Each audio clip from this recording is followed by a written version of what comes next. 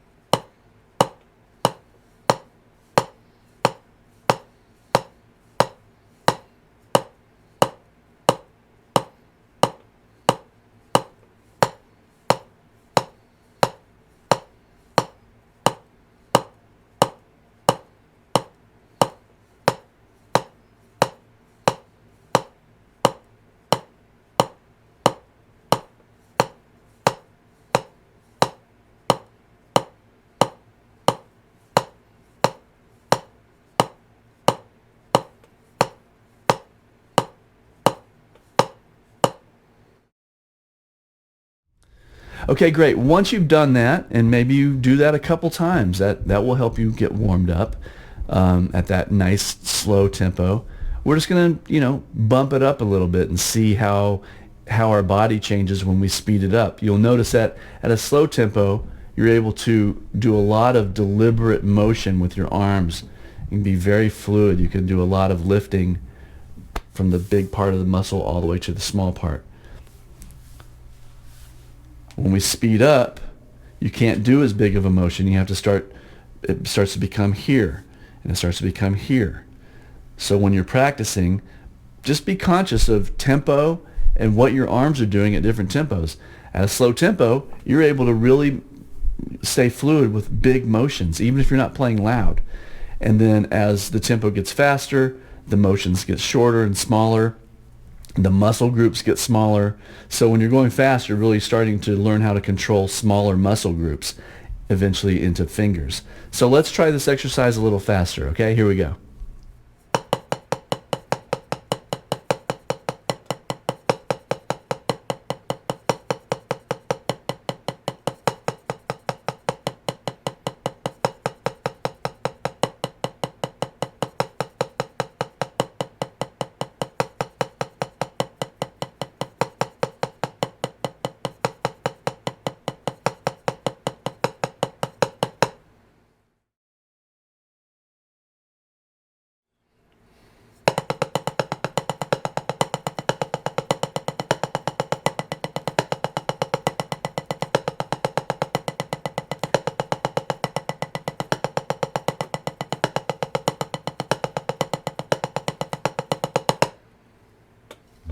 Okay, cool. That's a fun one. I mean, you could sit on that and just go up and down and up and down and up and down. Now let's add a little bit of coordination to it. Now it's very interesting. If we put a quarter note bass drum, the pattern, because there's odd numbers, 3s, 5s, 7s, the pattern is going to kind of sway away from the bass drum and then come back to it. So what you notice is when we're playing quarter notes and we're treating these stickings as 16th notes, your hands are with the downbeat for a while, and the good news is you start with a downbeat.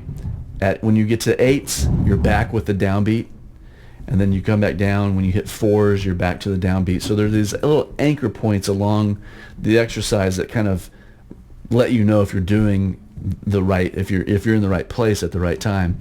So you'll start to notice where these little anchor points are, and you'll have a little bit of coordination experience with this. It's a little bit tricky. Your foot might want to go with your hands. Your hands might not want to do, especially when you get to the 7s. The 7s are a little bit tricky. So we're going to do this, but you can take it at a different tempo if you want. Take it a little slower.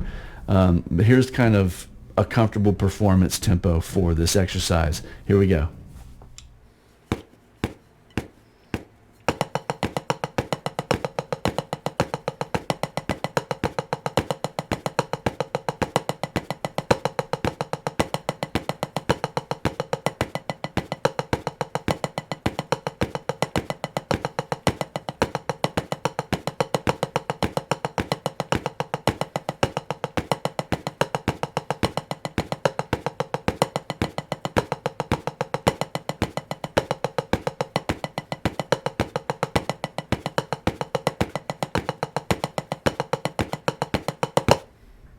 Okay, great. Once that gets comfortable, you could go back and forth between right foot and left foot.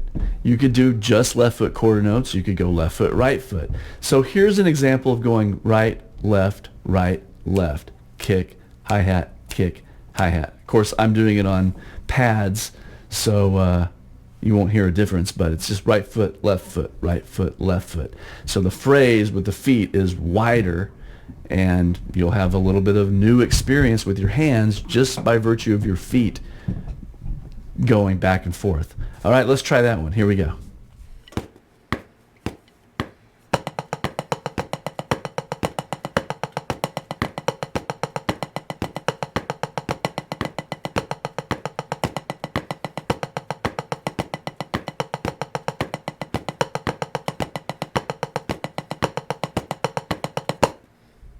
Okay, good. Now, of course, in true drum mantra fashion, and kind of something that I like to do with a lot of things, is we're going to do a polymetric relationship with the feet and do that exercise with the hands. So we're going to go quarter notes with the left foot and dotted eighth notes with the right foot.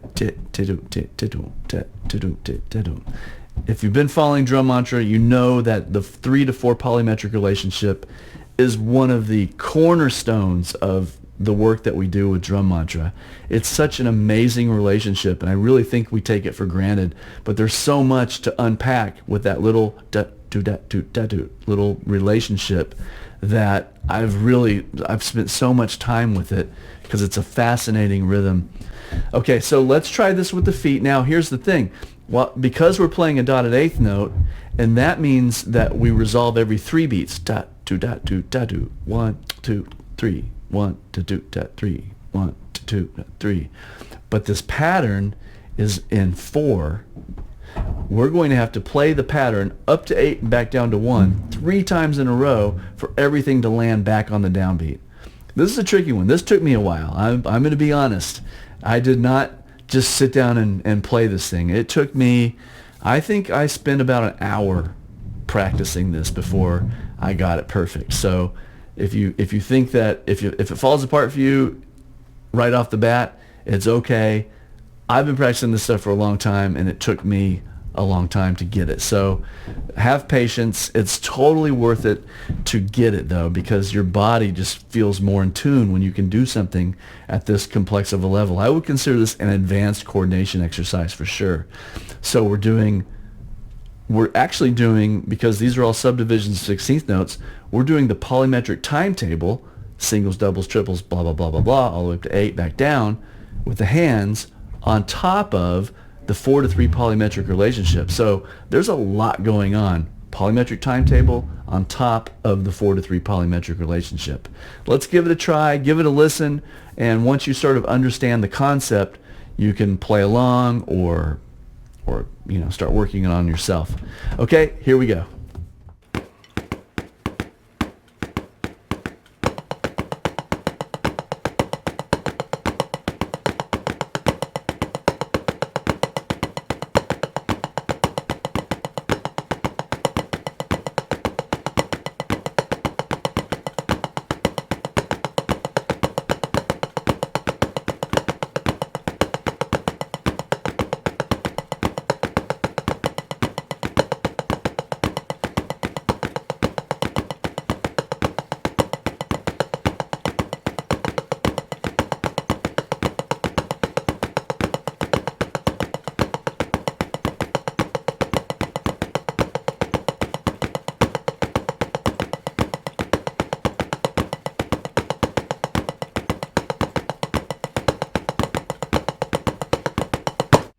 Excellent. Well, I wish you the best. I hope that this is a fun exercise for you. I love doing this, and I can't wait to do it with other people. It's so much fun. If you haven't practiced with another drummer, you have to do it. It's just so much fun. It keeps you in line. It keeps you honest, because you don't know. Sometimes you're working on something and you might have a little hiccup in what you're doing, and you kind of convince yourself it's okay and you just move on. But when you do it with someone else, that little hiccup throws the whole thing off. And so you really have to stay in tune with that other person, and a lot of times that helps you stay on an exercise for longer than you may stay on it when you're practicing by yourself. So if you have any opportunity, find another drummer and work on some of these exercises with them. It's so much fun. Okay, I wish you all the best. Good luck. Look forward to hearing from you soon. Take care.